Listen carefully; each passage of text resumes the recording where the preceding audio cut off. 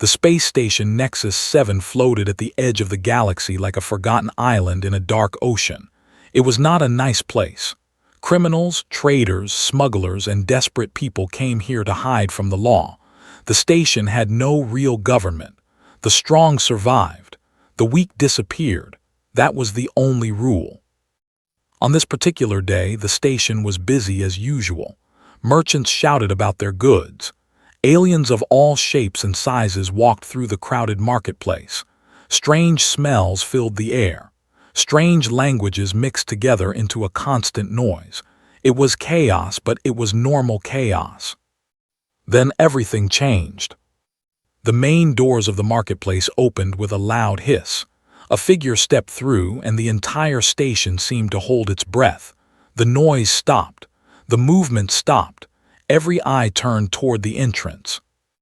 She was tall, very tall. 8 feet of pure terror stood in the doorway. Her skin was black like the deepest night, smooth and hard like stone. Her eyes glowed red, burning like dying stars. Long claws extended from her fingers, each one sharp enough to cut through metal. She wore armor made from the bones of her enemies. At least, that was what the stories said. Her name was, but most people called her the Dread Queen. She had conquered planets. She had destroyed entire fleets of warships. She had killed so many that no one could count the bodies. Across 12 star systems, her name was spoken in whispers. Parents used her name to scare their children into behaving. Soldiers prayed they would never meet her in battle. And now she was here, on Nexus 7. The reaction was immediate. Merchants abandoned their stalls, leaving their goods behind. Guards dropped their weapons and ran. A group of armed criminals, men who had killed dozens of people, pushed each other trying to escape through a back door. One alien fainted. Another started crying. Walked forward slowly. Her boots made heavy sounds on the metal floor. Each step echoed through the silent marketplace. She enjoyed this. She had worked hard to build this reputation. Fear was her greatest weapon. Fear kept her safe. Fear kept her powerful. She was here to collect a debt. A crime lord named owed her money and had been hiding on the station for months. He thought he was safe here. He was wrong. No one was safe from the Dread Queen. As she walked, she noticed something strange. Everyone had run away. Everyone had hidden, but one figure remained. A human. He sat alone at a small table near a food stall. He was eating noodles from a metal container, using 2 thin sticks to bring the food to his mouth. He was not running. He was not hiding. He was not even looking at her. He was just eating. Stopped, this had never happened before. Every creature in the galaxy feared her. Every single one. She had made sure of it. But this human sat there like she was nothing special. Like she was just another traveler passing through. She changed direction and walked toward him. The human's name was Han. He was 28 years old, born on a small planet called Earth. He had black hair, brown eyes, and a calm face. He was not tall or strong. He was not armed. He was just a simple engineer whose cargo ship had been destroyed by pirates 3 weeks ago. He had been stuck on Nexus 7 ever since, trying to find a way home. Right now he was hungry. The noodles were not very good, but they were cheap, and cheap was all he could afford. He noticed the shadow fall over his table. He looked up. The Dread Queen stood before him. Her red eyes burned into his. Her claws gleamed in the artificial light. She was the most terrifying thing he had ever seen. Han swallowed his noodles and nodded politely. "Rough day?" he asked. Did not move. She did not speak. She just stared at him. In her long life, she had never been more confused. Was this human stupid? Was he blind? Did he not know who she was? "You do not run," she said. Her voice was deep and cold, like thunder from a distant storm. Han shrugged. "Running won't help me. You're faster than me, stronger than me. If you want to kill me, you will kill me. Running just means I die tired." Tilted her head. This was logical, stupid, but logical. "You do not fear me," she said. It was not a question, it was an accusation. Han put down his eating sticks and looked at her directly. Most people could not look at her for more than a second. He held her gaze without flinching. "I fear you," he said honestly.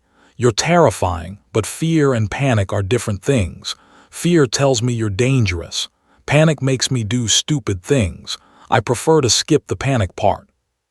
Had killed people for less than this. She had destroyed cities for smaller insults, but something about this human made her curious. He was so small, so weak, so fragile, yet he sat there talking to her like she was a normal person. No one had ever treated her like a normal person. "What is your name, human?" she demanded. "Han." "Han," she repeated.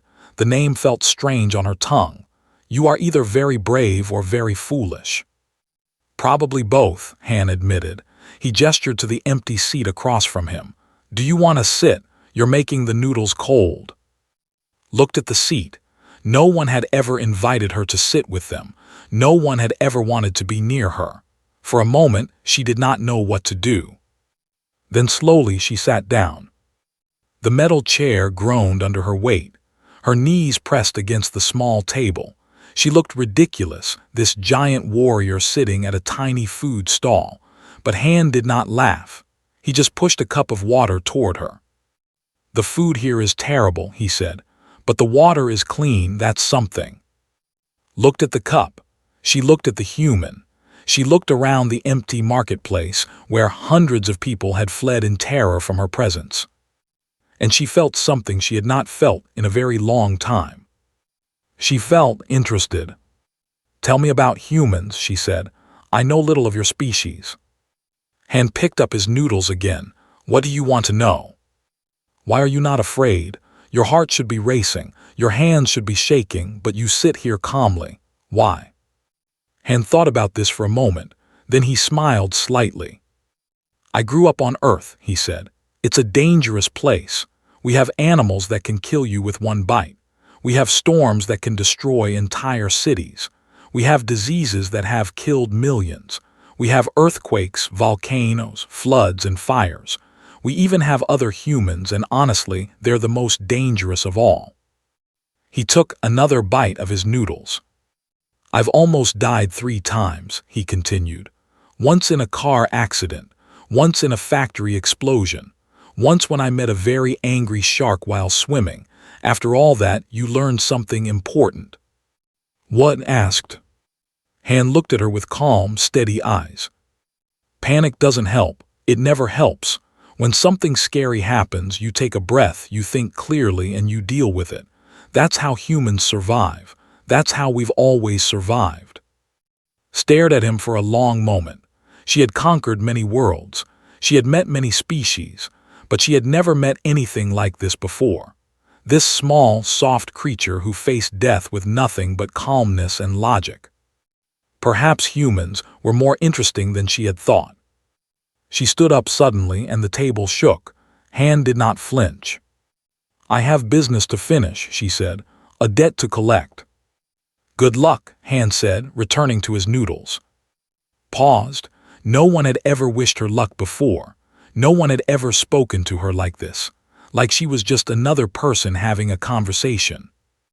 "Stay out of my way, human," she said finally. It was supposed to sound threatening. Somehow it didn't. Han smiled that small smile again. "No promises." And as the Dread Queen walked away to find her prey, she found herself thinking about the strange human who did not run. The human who offered her water and wished her luck. The human who looked at her with eyes that saw something other than a monster. She did not understand it. But she wanted to. The marketplace remained empty for hours after left. People were too scared to return. They hid in their rooms behind locked doors, waiting for news that the Dread Queen had left the station. Some prayed to their gods. Some packed their bags, ready to flee. Some simply sat in silence, grateful to be alive. Han finished his noodles, cleaned his container, and went back to his small room. He had work to do. A broken engine part needed fixing, and someone had promised to pay him 50 credits for the job. It was not much money, but it would buy food for another week. He did not think much about the alien woman. She was scary, yes, but she had not hurt him.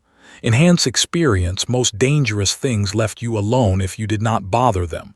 It was a lesson he had learned from nature documentaries as a child. Do not run from predators. Do not make sudden movements. Stay calm. Stay quiet. Survive. 3 hours later, someone knocked on his door. Han opened it carefully. In a place like Nexus 7, you never knew who might be waiting outside. Thieves, killers, desperate people looking for easy targets. He kept a small wrench in his hand just in case. But it was not a thief. Stood in the narrow hallway, her massive body almost too big for the space. She had to bend down to fit under the ceiling. Her red eyes glowed in the dim light. Han blinked. "Can I help you?" he asked. Did not answer immediately. She seemed uncomfortable, which was strange for someone who had destroyed planets. She looked left, then right, then back at him. "I have questions," she said finally. Han waited. "About humans," she added. This was unexpected. The Dread Queen, conqueror of worlds, wanted to learn about his species. Han was not sure if this was dangerous or simply strange. Probably both. "Okay," he said. "Do you want to come in?" Looked at the tiny room behind him. It was barely big enough for one human. There was a small bed, a small table, and a pile of machine parts in the corner. She could not possibly fit inside. "We can talk in the hall," Han offered. So they did. Han sat on the floor with his back against the wall. Sat across from him, her long legs stretched out, her claws resting on her knees. Anyone walking by would have fainted at the sight, but no one walked by. Everyone was still hiding. "You said humans come from a dangerous world," began. "Explain." Han thought about how to describe Earth to someone who had never seen it. "Earth is beautiful," he said. "Blue oceans, green forests, tall mountains, but it's also trying to kill you all the time." He started listing things. Hurricanes that could flatten cities, earthquakes that could swallow buildings, volcanoes that could bury entire regions in ash, floods, droughts, ice storms, heat waves. The planet itself seemed to hate the creatures living on it. Then there were the animals, sharks with hundreds of teeth, lions and tigers that could tear a human apart in seconds, snakes with poison strong enough to kill in minutes, spiders, scorpions, crocodiles, bears, even some plants were deadly. And then there were the diseases, tiny invisible things that could wipe out millions of people. Throughout history, plagues had killed more humans than any war. And yet, Han said, humans survived, we built cities, we created technology, we traveled to other planets, we're stubborn like that. Listened without interrupting. Her red eyes never left his face. "Your world," she said slowly, "is what we call a death world." "A what?" "A death world, a planet so dangerous that intelligent life should not be able to develop there. The conditions are too harsh, the threats are too many. Most species that evolve on such worlds die before they become advanced." She paused. "But humans did not die." Han shrugged. "We're hard to kill." Made a sound that might have been a laugh, or maybe a growl. It was hard to tell. "This explains much," she said. "Your calmness, your lack of panic. You evolved surrounded by death. Fear is natural to you, but so is survival. You have learned to control your fear because fear alone would have killed your species long ago." Han had never thought about it that way, but it made sense. "I guess so," he said. "On Earth we have a saying, what doesn't kill you makes you stronger." "A foolish saying," replied. "Many things that do not kill you leave you weaker." "True, but the idea is about not giving up, about learning from bad experiences instead of being broken by them." Was quiet for a long moment. She seemed to be thinking deeply about something. "I have conquered many species," she said eventually. "Hundreds of worlds, thousands of battles. Every species I have met reacts the same way when they see me. Terror, absolute terror. They run, they hide, they beg, they die." She looked at Han with an expression he could not read. "But you," she continued, "you offered me water, you invited me to sit, you asked if I was having a rough day." She shook her head slowly. "No one has ever done that, no one in my entire life." Han felt a strange sadness at those words. This powerful being, feared across the galaxy, had never experienced simple kindness, never had a normal conversation, never been treated like anything other than a monster. "That sounds lonely," he said quietly. His eyes flickered. For just a moment, something passed across her face, something that looked almost like pain. Then it was gone, hidden behind her usual mask of cold power. "Loneliness is weakness," she said firmly. "Fear keeps me strong. Fear keeps me safe. If everyone fears me, no one can hurt me." Han did not argue with her, but he thought she was wrong. Fear could protect you, yes, but it could also build walls so high that nothing good could ever get through. "Can I ask you something?" he said. Nodded. "Why did you come back? Why did you want to talk to me?" The question hung in the air between them, did not answer for a long time. She stared at the wall, at the floor, at her own clawed hands. She seemed to be fighting some internal battle. "I do not know," she admitted finally. "I finished my business. I collected my debt. I should have left this station immediately, but instead I found myself walking back to the marketplace, looking for you." She met his eyes again. "You confuse me, human. You are weak. You have no weapons, no power, no protection. I could kill you in a heartbeat. And yet you sit here talking to me like we are equals, like you are not afraid." "I told you," Han said, "I'm afraid, but I don't let fear control me." "How?" The word came out almost desperate. "How do you do that?" Han thought about his grandmother. She had raised him after his parents died in the car accident. She had taught him many things: how to cook, how to fix things, how to stay calm when the world was falling apart. "My grandmother used to say something," he said. "She said that courage is not the absence of fear. Courage is being afraid and doing what you need to do anyway." Repeated the words silently, her lips moving without sound. "Your grandmother sounds wise," she said. "She was. She died 2 years ago, but I still hear her voice sometimes, telling me to breathe, to think, to keep going." The conversation shifted after that. They talked about smaller things. Han described his family, his younger sister who was studying medicine back on Earth, his friends from the military, his work as an engineer on various ships. He showed pictures on his small data pad, images of Earth, blue skies, green trees, vast oceans, images of his grandmother, a small woman with white hair and kind eyes, images of smiling at her graduation ceremony. Looked at each picture with intense curiosity. She had never seen anything like Earth. Her own was dark and harsh, a place of eternal night and constant war. The idea of blue skies and green plants seemed almost impossible to her. "It is beautiful," she said softly, "your world." "It is," Han agreed. "I miss it." The night cycle came to Nexus 7. The lights dimmed automatically. Somewhere in the station, a clock chimed midnight. Stood up, her armor scraping against the ceiling. "I must go," she said. "My ship leaves at dawn." Han stood as well, though he barely reached her chest. "Safe travels," he said. Looked down at him for a long moment. This strange, small creature who had shown her more kindness in one day than she had experienced in decades. She did not understand him. She did not understand why he was not afraid. She did not understand why his words stayed in her mind like music she could not forget.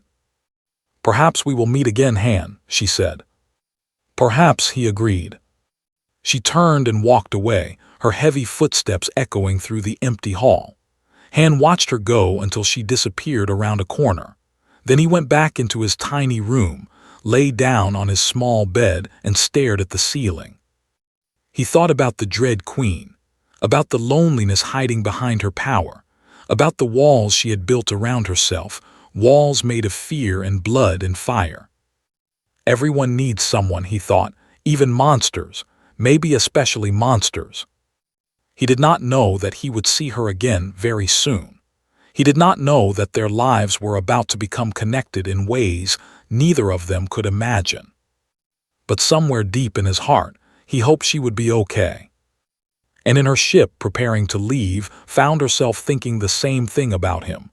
Did not leave Nexus 7 at dawn. She could not. Her business was not finished. The crime lord had paid his debt, yes, but he had also done something stupid. He had tried to kill her. It happened in the lower levels of the station, in a dark corridor far from the main areas. Had been walking to her ship when the lights went out. Then came the sound she hated most in the galaxy, the high-pitched whine of an EMP device. The electromagnetic pulse hit her like a wave of ice. Her personal shields failed instantly. The protective field that had kept her safe for decades simply disappeared. Warning lights flashed across her armor's display, then went dark. She was vulnerable. Men came from everywhere. They had been hiding in the walls, in the ceiling, in secret doors she had not noticed. There were at least 30 of them, all armed with weapons designed to hurt her species. They had planned this carefully.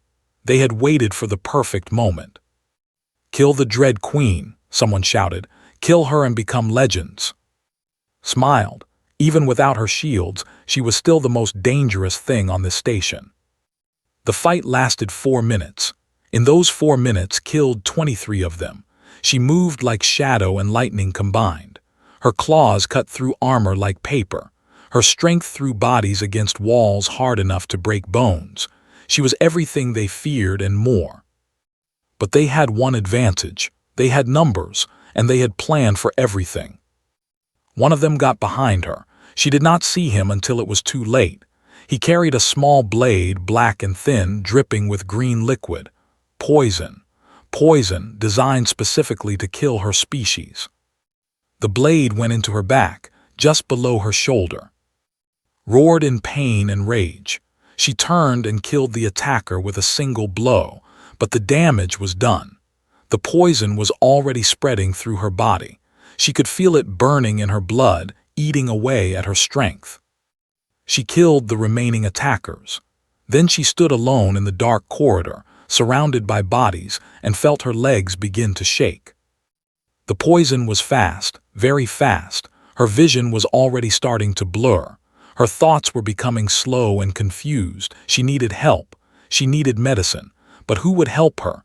Everyone on this station feared her. No one would dare approach the Dread Queen, even to save her life. She stumbled forward, leaving the corridor of death behind. She needed to reach her ship. Her ship had medical supplies.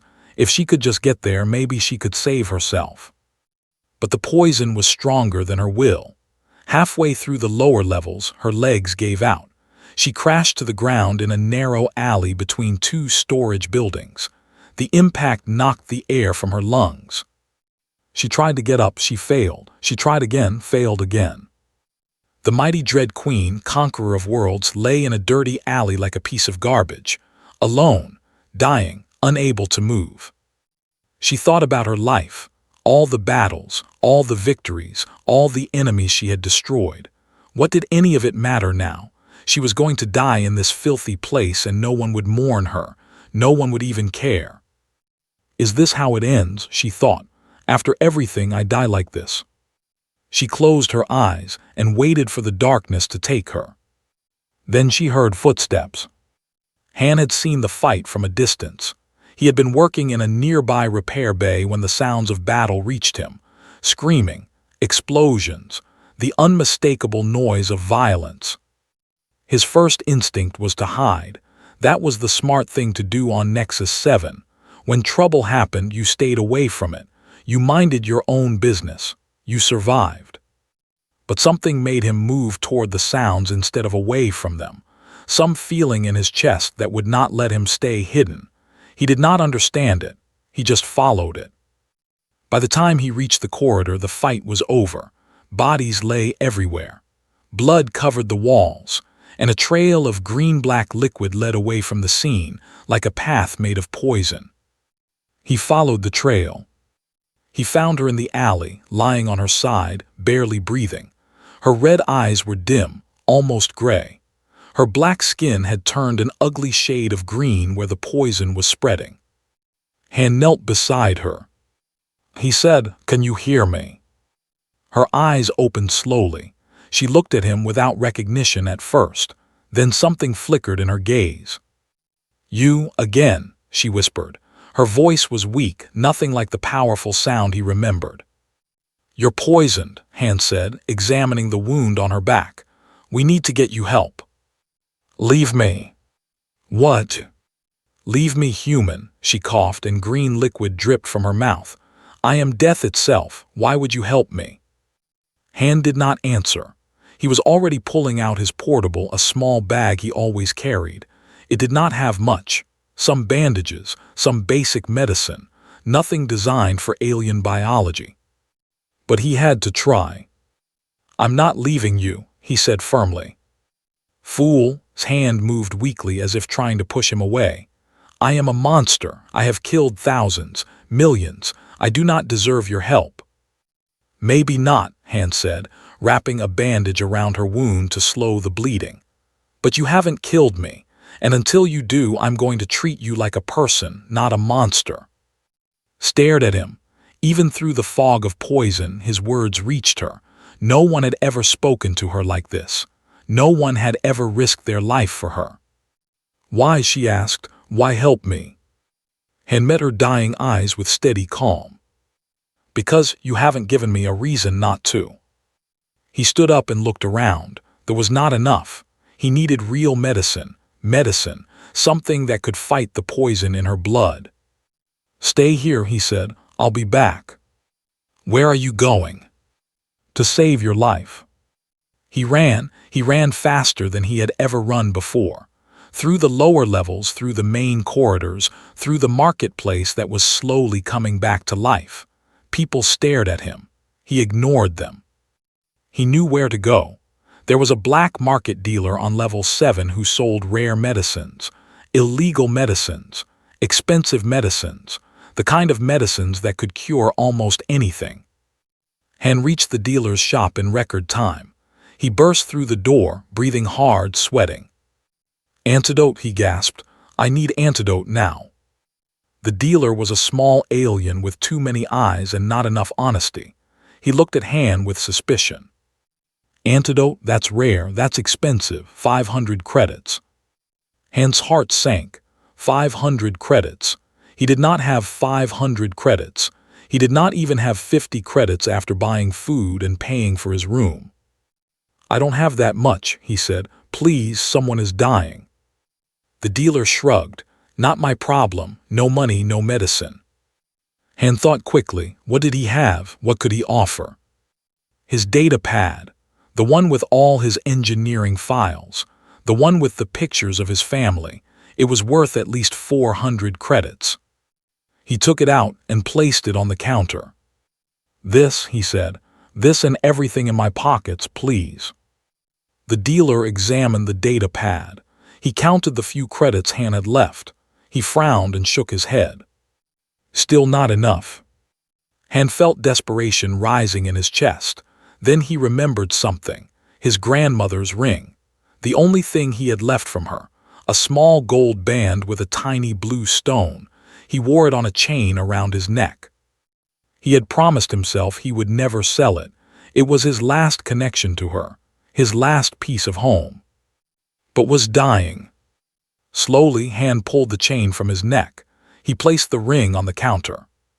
"This too," he said quietly. "Please, it's all I have." The dealer picked up the ring. He examined it closely. Gold was valuable everywhere in the galaxy. The blue stone sparkled in the light. "Deal," the dealer said. Han grabbed the antidote and ran back the way he had come. His eyes burned with tears he refused to let fall. His grandmother's ring was gone. His pictures were gone. Everything that connected him to Earth was gone. But maybe, just maybe, he could save a life. He found where he had left her. She was unconscious now, her breathing shallow, her body still. He dropped to his knees beside her and injected the antidote directly into her neck. For a terrible moment, nothing happened. Then gasped. Her body shook violently. The green color in her skin began to fade, slowly turning back to black. Her eyes opened and the red glow returned, weak but present. She looked at Han with confusion. "You came back," she whispered. "I told you I would." "Why, I am nothing to you." Han sat back, exhausted. His hands were shaking now that the danger had passed. "Everyone deserves a chance," he said, "even scary warlords." Tried to respond, but the antidote was still working. Her body needed rest. Her eyes closed again, this time in sleep rather than death. Han sat beside her in the dirty alley, watching over her unconscious form. He had given up everything to save a monster. His money, his memories, his grandmother's ring. He did not know if it was the right decision. He did not know if would thank him or kill him when she woke up. He did not know anything anymore. But somewhere in his heart, he felt that his grandmother would have been proud. "You were always too kind for your own good," she used to say, "but kindness is never wasted. Never." Han hoped she was right. He stayed with through the night, protecting her while she healed. The most feared being in the galaxy, watched over by a simple human engineer with nothing left to his name. It was strange, it was dangerous, it was probably the thing he had ever done. But it felt right. And sometimes feeling right was enough. Opened her eyes to an unfamiliar ceiling. Low, metal, covered in rust and old stains. She was lying on something soft which confused her. She had not slept on anything soft in years. She tried to sit up. Pain exploded through her body. She gasped and fell back. "Easy," a voice came from somewhere nearby. "The poison did a lot of damage. You need to rest." She turned her head and saw Han sitting on the floor beside her. He looked terrible. His clothes were dirty, his eyes were red from lack of sleep, and he had not shaved in what looked like several days. "Where am I?" asked. Her voice was rough, like metal scraping against metal. "My room," Han said. "Sorry it's small, you barely fit on the bed." Looked around. He was right. She was lying on a tiny human bed and her feet hung off the end. The room was even smaller than she remembered from their conversation in the hallway. How had he gotten her here? "You carried me," she said. "It was not a question." "Dragged mostly. You're very heavy." Did not know how to respond to that. This small human had dragged her unconscious body through the station, brought her to his home, and apparently taken care of her for how long? "How many days?" she asked. 3. 3 days. She had been unconscious for 3 days, and this human had watched over her the entire time. She could see the exhaustion in his face. He had not slept properly. He had not eaten properly, all because of her. "Why?" The question came out before she could stop it. Han shrugged. "I already told you, everyone deserves a chance. I am the Dread Queen. I have destroyed worlds. I have killed millions." "I know." "Then why save me? Why care for me? Why throw away your life for a monster?" Han was quiet for a moment. He reached into his pocket and pulled out an empty container of medicine. "This antidote," he said, "do you know what it cost?" Shook her head. "Everything I had, my money, my data pad with all my files and pictures, and this." He touched his chest where a chain used to hang. "My grandmother's ring, the only thing I had left from her." Stared at him, she understood now. He had not just saved her life. He had sacrificed his past to do it, his memories, his connection to home, everything that mattered to him. "You are a fool," she said quietly. "Probably. That ring, your grandmother, you will never get it back." "I know." "Then why?" Her voice cracked slightly. "I do not understand. Why would you give up everything for me? We are nothing to each other. We met 2 times, 2 conversations, that is all." Han leaned back against the wall and looked at the ceiling. "My grandmother raised me," he said. After my parents died, she was all I had. She taught me everything. How to cook, how to fix things, how to be a good person." He paused, remembering. She had this saying. She used to tell me that kindness is never wasted, even if the person doesn't deserve it, even if they never thank you, even if it costs you everything. Kindness is never wasted because it changes something in the world. It makes things a little bit better, even if no one notices. Listened without speaking. "When I saw you dying in that alley," Han continued, "I thought about what she would do, and I knew she would help. She would give everything she had to save a life, even the life of someone scary and dangerous, because that's what good people do." He looked at with tired eyes. "I'm not saying I'm a good person.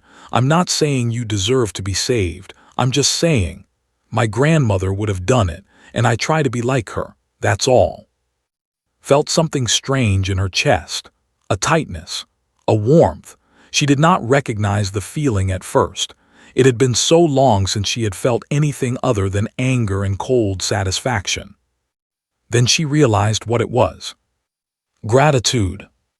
She was grateful to this human, grateful for his foolish kindness, grateful that someone in this cold, cruel galaxy had treated her like a person instead of a monster. "Thank you," she said. The words felt foreign on her tongue. She could not remember the last time she had said them. Han smiled slightly. "You're welcome." Over the next several days, recovered slowly. The antidote had saved her life, but the poison had done serious damage to her body. She needed time to heal, time and rest. Han gave her both. He stayed in his tiny room with her, sleeping on the floor while she took the bed. He brought her food and water. He changed her bandages. He talked to her when she was awake and watched over her when she slept. During those days, they talked more than had talked to anyone in decades. She found herself telling him things she had never told another living being.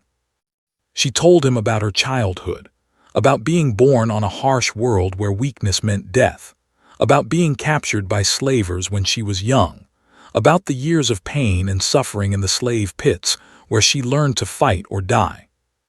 She told him about her escape, about killing her masters with her bare claws, about the rage that had burned inside her like a sun, pushing her forward, making her stronger.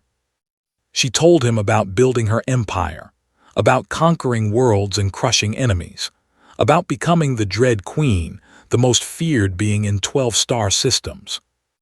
"I thought fear would protect me," she said one night. "I thought if everyone was afraid of me, no one could hurt me again. No one could make me a slave again." Han listened quietly. "But fear is lonely," continued. "Fear keeps people away, all people, the bad ones and the good ones.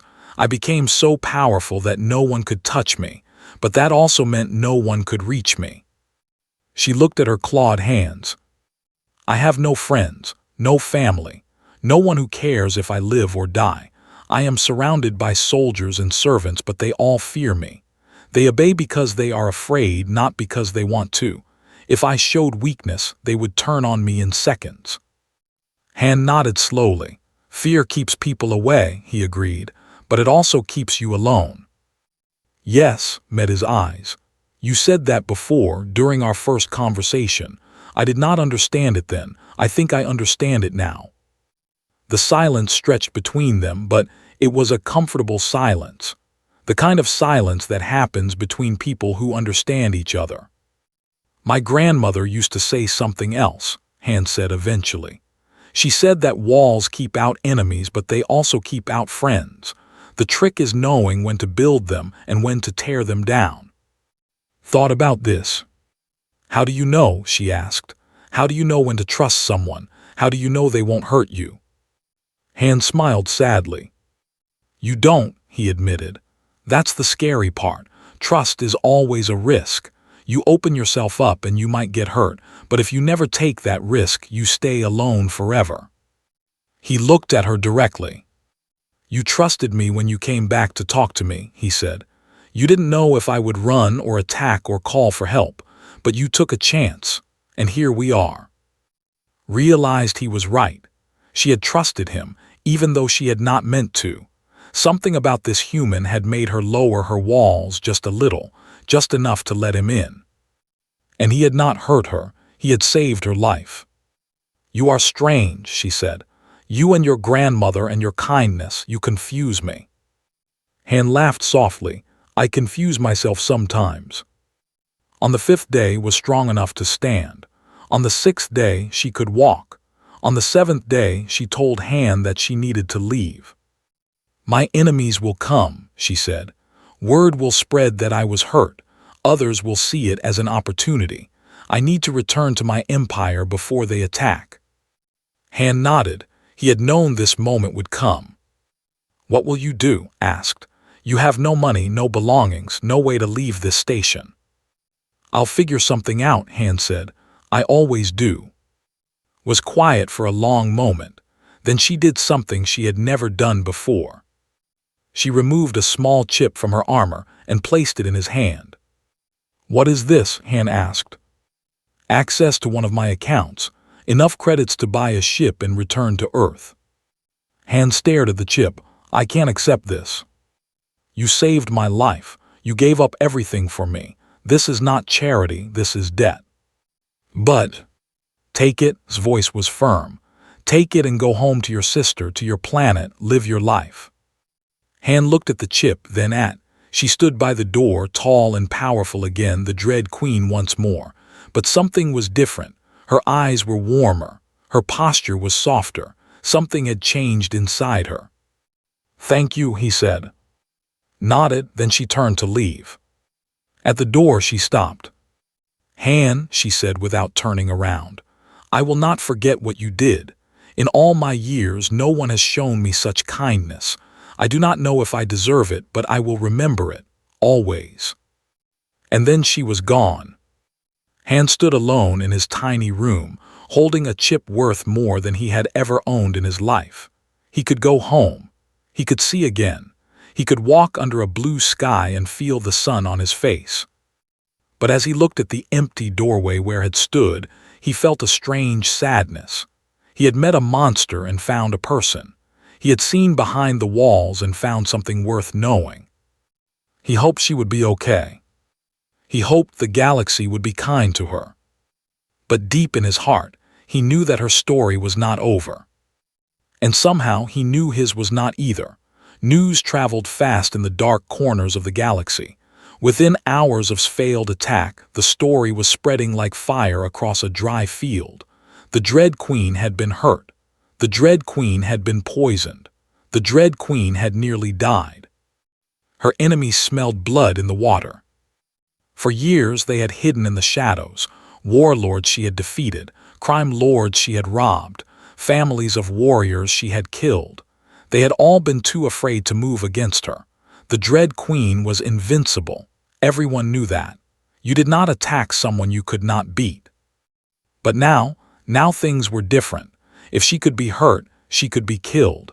And whoever killed the Dread Queen would become the most famous killer in 12-star systems. Ships began changing course toward Nexus 7. Messages flew through secret channels. Alliances were formed between old enemies. For this one moment, for this one target, they would work together. The hunter had become the hunted. Han learned about this from a bartender on level 3. He had gone to buy some food with the credits had given him. The bartender, a friendly alien with scales and 4 arms, was talking to another customer about the coming storm. "They say 30 ships are on the way," the bartender whispered. "Bounty hunters, pirates, even Lord himself." "Lord," the customer sounded terrified. "The one who controls the eastern sectors." "The same. He's been waiting for years to destroy the Dread Queen. Now he has his chance." Han listened quietly. His heart was beating fast. 30 ships, an army of killers, all coming here, all coming for. She was still on the station. He knew that because he had seen her ship in the docking bay that morning. She had not left yet. Maybe she was still recovering. Maybe she was preparing to fight. Either way, she was still here. And she was in danger. Han left the bar and walked toward the docking bay. He did not know what he was going to do. He did not have a plan. He just knew he could not stand by and do nothing while 30 ships came to kill someone who had trusted him. He found in her ship, sitting alone in the dark cockpit. She was looking at a star map, studying the positions of the approaching enemies. Her face was calm, but he could see tension in her shoulders.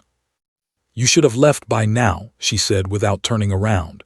She had heard him coming, of course she had. "I heard about the ships," Han said, "about Lord and the others." "Then you know this station is about to become a battlefield. Take the credits I gave you. Buy passage on a transport. Leave before the fighting starts." Han walked into the cockpit and sat in the seat beside her. "I'm not leaving," he said. Finally turned to look at him. Her red eyes were tired. She had not fully recovered from the poison. He could see the weakness she was trying to hide. "This is not your fight," she said. "Maybe not, but I'm staying anyway." "Why?" There was frustration in her voice. "Why do you keep doing this? I gave you enough money to go home, to see your sister, to live your life. Why would you throw that away for me?" Han thought about his answer carefully. "Do you remember what you said when you left my room? You said no one had ever shown you kindness, that you would remember it always." Nodded slowly. "Well, you showed me kindness too. You came back to talk to me when you didn't have to. You trusted me with your story.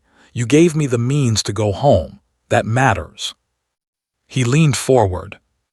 "You saved my life when you didn't kill me in the marketplace. I saved yours when I gave you the antidote. The way I see it, we're connected now, and I don't abandon people I'm connected to." Stared at him for a long moment. Then she made that sound again, the one that might have been a laugh or a growl. "You are the strangest creature I have ever met," she said. "I get that a lot." Turned back to the star map. The enemy ships were getting closer. They would arrive within 6 hours. "Even if you stay," she said, "what can you do? You are a human. You have no weapons, no armor, no training in combat. These are not petty criminals like men. These are professional killers, the best in the galaxy." Han smiled slightly. "You're right that I'm not a soldier, but I'm not helpless either." He pulled up his own data pad and started working. "I was an engineer on a deep space mining rig for 3 years, he explained. "Do you know what a mining rig is like? Explosions, equipment failures, toxic gas leaks. Something goes wrong every day. You learn to think fast and solve problems with whatever you have." He showed her a schematic of Nexus 7 systems. "Before that, I served in the military on Earth. Republic of Korea Army Engineering Corps. We didn't fight on the front lines, but we learned how to build things, and more importantly, how to break things." Looked at the schematic with growing interest. "What are you proposing?" "The station has weaknesses. Pressure doors that can be sealed remotely. Power systems that can be overloaded. Life support controls that can be rerouted. We can turn this whole station into a trap." He pointed to specific locations on the map. "These corridors have emergency airlocks. If we hack the controls, we can open them remotely and blow anyone inside into space. These power conduits can be overloaded to create electromagnetic pulses. These maintenance tunnels lead to the reactor core." Studied the plans. She had conquered many worlds, fought many battles, but she had always relied on direct force. Attack, destroy, move on. She had never thought about using the environment itself as a weapon. "This could work," she said slowly. "It will work," Han said. "We just need time to prepare." For the next 4 hours they worked together. Han hacked into station systems while provided security. They placed traps in key locations. They rigged doors to explode. They created false signals that would confuse enemy sensors. Word spread through the station that the Dread Queen was preparing to fight. Most people fled, taking any ship they could find. Within 2 hours, Nexus 7 was nearly empty. Only a few desperate souls remained, hiding in deep holes, hopping to survive whatever was coming. As they worked, Han found himself impressed by, she was not just a brutal warrior. She was smart. She understood tactics and strategy. She asked good questions and offered better suggestions. Beneath the monster was a brilliant mind. And found herself impressed by Han. He had no claws, no armor, no supernatural strength, but he had something else, a calm confidence, a quick intelligence, an ability to look at chaos and find order. Together, they might actually have a chance. At the 5-hour mark, stopped working and looked at Han seriously. "If we do this," she said, "you could die, you understand that?" "Yes." "The enemies coming are not stupid. They will have their own plans, their own tricks, some of them might work, and if you are caught." She did not finish the sentence. She did not need to. Han understood what would happen to anyone captured by her enemies. It would not be quick, it would not be clean. "I know the risks," he said, "but I'm not changing my mind." "Why do you trust me so much? You barely know me. You have seen what I am capable of. Why do you believe I will not betray you, use you as bait, sacrifice you to save myself?" Han thought about the question. "Because you could have done that already," he said. "In the marketplace, in the alley, in my room. You had 100 chances to hurt me and you didn't. That tells me something." "What does it tell you?" "That you're not the monster everyone thinks you are. You're just someone who learned to wear armor to survive. But armor can come off, and I've seen what's underneath." Was silent for a long time. When she spoke again, her voice was different, softer, almost vulnerable. "In my entire life," she said, "no one has ever trusted me like this. No one has ever seen anything in me worth trusting." Then everyone else was blind. The words hung in the air between them. Felt something shift in her chest, a barrier falling, a door opening.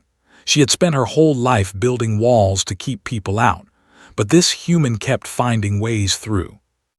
And somehow she did not mind. "When this is over," she said, "if we survive, I would like to show you it is dark and harsh, but there is beauty there too, beauty most people never see." Han smiled. "I'd like that." The alarm on the control panel started blinking. Enemy ships were entering the system. The battle was about to begin. Stood and picked up her weapons. Her eyes were glowing bright red now, the eyes of a predator ready to hunt. "Stay behind me," she said. "Control the traps from a safe position. Do not engage directly unless you have no choice." "Understood." She looked at him one more time. "Han." "Yes. Thank you for everything." Then she walked out of the ship to meet her enemies. Behind her, Han took his position at the control panel and began monitoring the station's systems. The hunt had become a battle. And together, a monster and a human prepared to fight the galaxy. The enemy ships arrived like a swarm of angry insects, 32 in total, ranging from small fighter craft to massive warships. They surrounded Nexus 7, blocking every escape route. The station was trapped. Lord's voice echoed through the station's communication system. He had hacked into it within minutes of arriving. "Dread Queen," he said, his voice was smooth and confident. "I know you are in there, I know you are weak. Surrender now and I will make your death quick. Resist and I will take my time. The choice is yours." Did not respond. She was already moving through the corridors, heading toward the main docking bay where the first wave of enemies would arrive. Han watched everything through the security cameras. He had set up a command center in a small maintenance room near the station's core. Screens surrounded him, showing every corridor, every entrance, every potential battlefield. His fingers flew across the controls, activating traps and monitoring enemy movements. "First wave docking at Bay 7, he said through a small communicator in his ear. 15 hostiles, heavy weapons."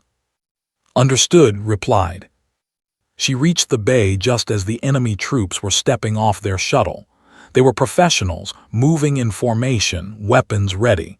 They expected resistance. They expected a fight. They did not expect the floor to collapse beneath them. Han had weakened the deck plates in advance. One push of a button, and the metal gave way, dropping 8 of the soldiers into the level below. They landed hard, breaking bones and losing weapons.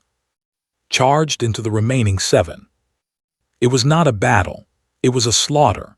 She moved like shadow and lightning, her claws cutting through armor like it was made of paper. In 12 seconds, all 15 soldiers were dead or dying. The first wave was destroyed before it could even fire a shot. Bay 7 clear, reported. Second wave incoming at Bay 3, Han replied. 20 hostiles, and I'm detecting a heavy support squad approaching through Corridor C. Separate them, I will handle the bay. Already on it. Han sealed the doors to Corridor C and opened the emergency vents. Sleeping gas flooded the hallway. Through the cameras, he watched soldiers stumble and fall, knocked unconscious by the chemical cloud. Meanwhile, met the second wave at Bay 3. This group was better prepared. They had shields and formation tactics designed to counter a single enemy. They surrounded her, trying to limit her movement. But was not just fast and strong. She was smart. She let them surround her, let them think they had the advantage. Then she targeted the one soldier carrying their shield generator. One strike, the generator exploded, the shields fell.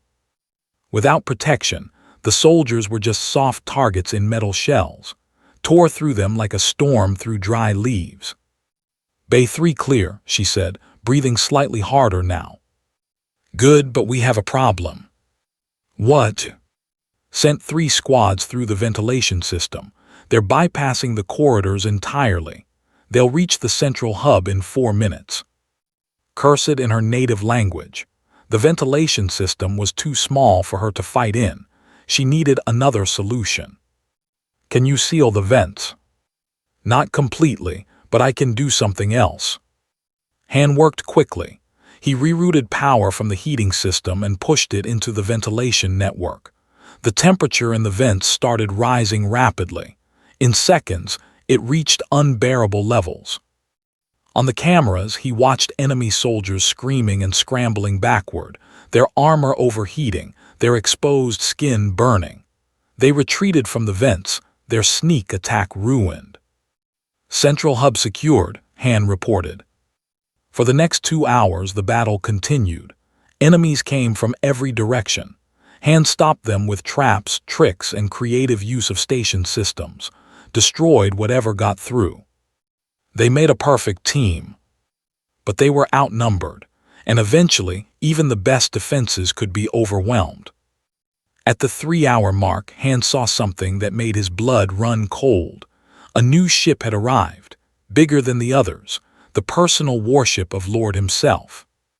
Did not send troops, he came himself. Han said urgently, "Is here. He's entering through Bay 12 with personal guards." How many guards? 8, but they're wearing elite armor, and himself is supposed to be. I know what he is. Lord was not just a warlord. He was a monster among monsters. His species was bred for war, genetically enhanced for combat. He was larger than, stronger than, and he had been training to kill her for years. Can you beat him? Han asked. Was silent for a moment. I do not know, she admitted, but I must try. She headed toward Bay 12. Han watched through the cameras, his heart pounding. He wanted to help. He wanted to do something, but what could he do against someone like? The fight started before reached the bay. Guards intercepted her in Corridor K. They were the best soldiers Han had ever seen. Fast, coordinated, deadly. Killed them, but it took time. Time she did not have. By the time she reached Bay 12, she was tired, wounded in 3 places. Her armor was damaged. Her movements were slower. Was waiting for her. He was massive, 10 feet tall, covered in thick blue scales with arms like tree trunks and claws the size of swords. His eyes were yellow and cold. His smile was cruel. At last, he said, the Dread Queen, I have waited so long for this moment.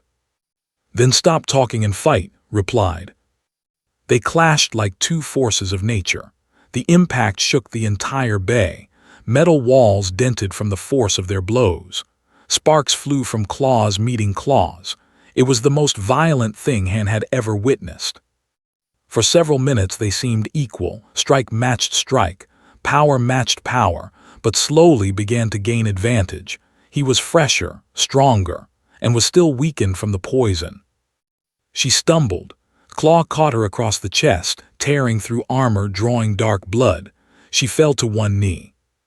Laughed. Is this the great dread queen? Pathetic. You have grown weak, hiding on this garbage station, playing with your human pet. Tried to rise, kicked her down. Yes, I know about the human. My spies told me everything.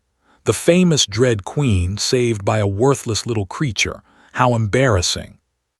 He raised his claw for the killing blow. Then something hit him in the head. It was a wrench, a simple metal wrench, thrown with all the strength a human arm could provide. It bounced off skull without causing any damage. But it got his attention. Han stood in the doorway of the bay. He was holding another wrench in his hand. His face was pale with fear, but his eyes were steady. Hey, he said, leave her alone. Stared at him, then he laughed again. This is your defender, this tiny thing, how amusing. He moved toward Han, impossibly fast for something so large. Before Han could react, had grabbed him by the throat and lifted him off the ground. I think I will kill you slowly, said. Make her watch. Let her see what happens to those who help the dread queen. He pressed a blade against Han's neck. A thin line of blood appeared. Surrender, dread queen, said, looking at. Surrender and your pet dies quickly. Resist and I will take ours. Looked at Han, the human who had saved her life. The human who had shown her kindness when no one else would. The first person in decades who had treated her like something other than a monster. She felt something she had not felt in a very long time. Fear. Not fear for herself, fear for someone else. Han met her eyes. Despite the blade at his throat, despite the terror he must have been feeling, his gaze was steady. He gave her a small nod. Trust me, his eyes seemed to say. Understood. She attacked with everything she had left, not its body but at his arm, the arm holding Han. Her claws found the gap between his armor plates. She tore through muscle and bone, screamed and dropped Han, who rolled away gasping for air. Swung wildly with his remaining arm, ducked under the blow and struck again, and again, and again. She fought like a demon, like the monster everyone believed her to be, but she was not fighting for conquest or power or fear. She was fighting for something else entirely. She was fighting for him. In the end, fell. The mighty warlord who had terrorized the eastern sectors for decades collapsed to the ground, defeated by someone who had found something worth fighting for. Stood over his body, breathing hard, covered in blood both his and hers. Han rose shakily to his feet. His throat was bruised, his neck was still bleeding, but he was alive. Are you okay? He asked. Looked at him. Then she laughed. It was a real laugh, full of relief and exhaustion and something that might have been joy. You hit him with a wrench, she said. It was all I had. It did not even dent his armor. I noticed. Shook her head slowly. You are the bravest fool I have ever met. The remaining enemies fled. Without their leaders, they had no will to continue fighting. The Battle of Nexus 7 was over. Word spread across the galaxy before the day ended. The Dread Queen had survived. She had killed Lord, and she had a human ally, a human who had fought beside her against impossible odds. The stories grew with each telling. Some said the human was a secret warrior. Some said he was a powerful psychic. Some said he was the Dread Queen's equal in combat. None of them were true. But the truth was even more remarkable. A simple human engineer had stood against the galaxy's most powerful warlord with nothing but courage and a wrench. And together with the Dread Queen he had won. A week had passed since the battle. Nexus 7 was slowly returning to normal. Traders came back to their stalls. Ships arrived and departed. The bloodstains had been cleaned from the corridors. Life continued as it always did. But nothing would ever be quite the same. The story of the battle had spread to every corner of the galaxy. People spoke of the Dread Queen's victory in whispers and shouts. They spoke of Lord's defeat, of the 30 ships that had fled in terror, of the warlord who had fallen to the monster he thought he could destroy. And they spoke of the human who had stayed when everyone else ran, the human who had fought beside the Dread Queen, the human who had thrown a wrench at the most dangerous warrior in the eastern sectors. Some laughed at the story, others feared it, a few understood what it truly meant. The Dread Queen was no longer alone. Had spent the week recovering. Her wounds were healing well. The medical supplies on her ship were far better than anything Han had been able to find. She was almost back to full strength. But something inside her had changed forever.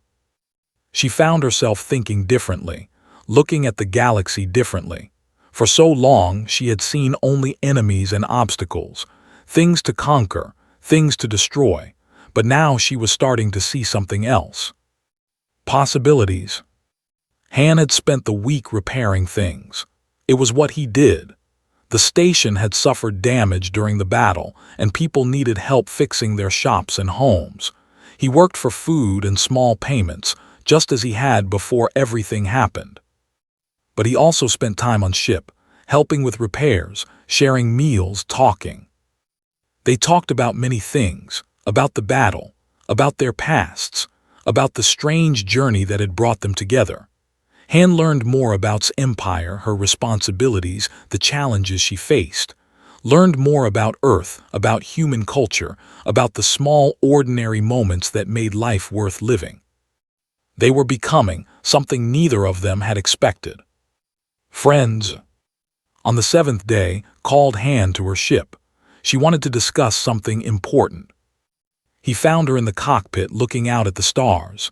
She turned when he entered and he noticed that her expression was different, softer, more open. "My ship leaves tomorrow," she said. "I must return to my empire. There will be chaos after death. I need to establish order before someone else tries to fill his place." Han nodded. He had known this was coming. She could not stay on Nexus 7 forever. "I have something for you," continued. She handed him a small data pad. Han looked at the screen. It showed a ship, a beautiful small vessel, sleek and fast, designed for long-distance travel. "What is this?" "Your ship. I purchased it this morning. It has enough fuel and supplies to reach Earth. You can finally go home." Han stared at the image. His own ship, away back to Earth, back to blue skies and green trees and everything he had missed. "This is too much," he said. "The credits you gave me before were already too much. I can't accept." "You can," interrupted, "and you will. Consider it payment for saving my life. Consider it payment for fighting beside me. Consider it whatever you need to consider it, but take it." Han was quiet for a long moment. The ship was beautiful. Earth was calling to him. His sister was waiting. But something else was calling too. "What if I don't want to go back yet?" he asked. Tilted her head, confused. "You spoke of your sister, your world. You said you missed them." "I do miss them, but—" he struggled to find the right words. "When I was lying in my tiny room, wondering if I would ever get off this station, I felt lost, alone, without purpose. And then you came along and suddenly everything was different." He looked at her directly. "I've spent my whole life fixing things. Engines, systems, problems, it's what I'm good at. But out here with you I found something else I might be good at, something bigger." "What do you mean?" "Your empire, your reputation. You rule through fear because that's all you've ever known, but it doesn't have to be that way. You could build something different, something better. And maybe I could help." Was silent. She had not expected this. She had expected him to take the ship and fly away, back to his safe little planet, back to his normal little life. She had expected to never see him again. She had tried not to think about how much that would hurt. "You would leave your home," she said slowly. "Your family, everything you know, to stay with me. My sister would understand. She always wanted me to find something meaningful, something that mattered." Han smiled slightly. "And I think this matters. I think you matter." Felt something strange in her chest, that warmth again, that tightness, but this time she recognized it. "Hope. If you stay," she said carefully, "I cannot promise safety. My empire is dangerous. My enemies are many. People will try to use you against me. They will try to hurt you. I know. I cannot always protect you. I don't expect you to." "Then what do you expect?" Han thought about the question. "I expect you to try to be better," he said. "Not perfect, not a saint, just better. Less killing when killing isn't needed. More mercy when mercy is possible. Small steps towards something that isn't built entirely on fear." He paused. "And I have conditions." Raised an eyebrow. "Conditions?" "3 of them. First, no unnecessary killing. If someone can be defeated without death, we try that first. Second, we help people when we can. Not everyone who lives in your empire is an enemy. Some are just scared. They deserve kindness too. And the third." Han grinned. "You have to try my grandmother's kimchi recipe. I'll need to find the ingredients, but I'll make it happen." Stared at him, then she made that sound again. The laugh growl, but this time it was definitely more laugh than growl. "You bargain with the Dread Queen," she said. "Someone has to." She shook her head slowly, but she was smiling, actually smiling. It transformed her face, making her look less like a monster and more like a person. A tired, lonely person who had finally found something worth protecting. "Very well," she said. "I accept your conditions. You will come with me as my advisor, my friend, and in return I will try to be better, as you say." "Deal." They stood in the cockpit as the ship prepared for departure. Outside the window, Nexus 7 grew smaller and smaller. The stars stretched out before them, endless possibilities in every direction. "There is one thing I still do not understand," said quietly. "What's that?" "In the marketplace when we first met, everyone ran from me. Everyone hid, but you stayed. You ate your noodles and asked if I was having a rough day." She looked at him with genuine curiosity. "I have thought about that moment many times. Why? Why did you not run like everyone else?" Han considered the question. He had asked himself the same thing many times over the past weeks. "Honestly, I don't know," he admitted. "Maybe I was too tired to run. Maybe I had seen too many scary things to be scared by one more.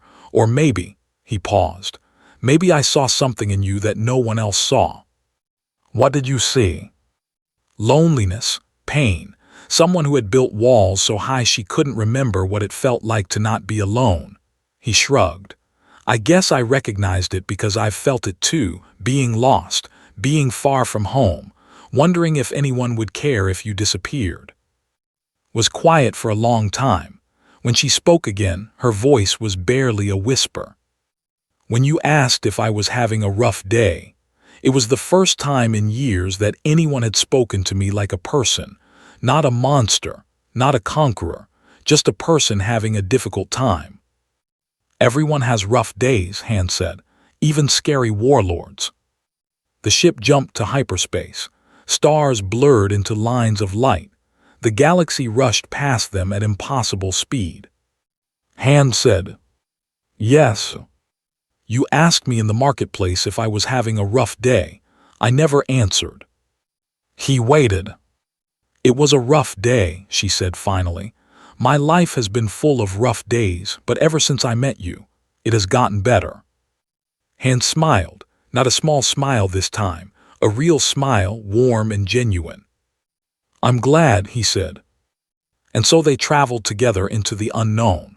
A monster and a human, a warlord and an engineer, an unlikely pair bound together by kindness, courage, and the simple truth that everyone, even the most feared being in the galaxy, needs someone who sees them as more than what they appear to be. The galaxy would learn many things in the years to come. They would learn that the Dread Queen had changed, that her empire was becoming something new, something different, something built on more than just fear. They would learn that the human at her side was more than he appeared, that his quiet wisdom had reshaped the fate of entire worlds. But the most important lesson was simpler than all of that. The Dread Queen feared nothing in the universe. She had conquered planets and destroyed fleets. She had faced armies and emerged victorious. Nothing could frighten her. Nothing except the thought of losing the one person brave enough to see her not as a monster, but as a friend. And that, perhaps, was the most human thing of all.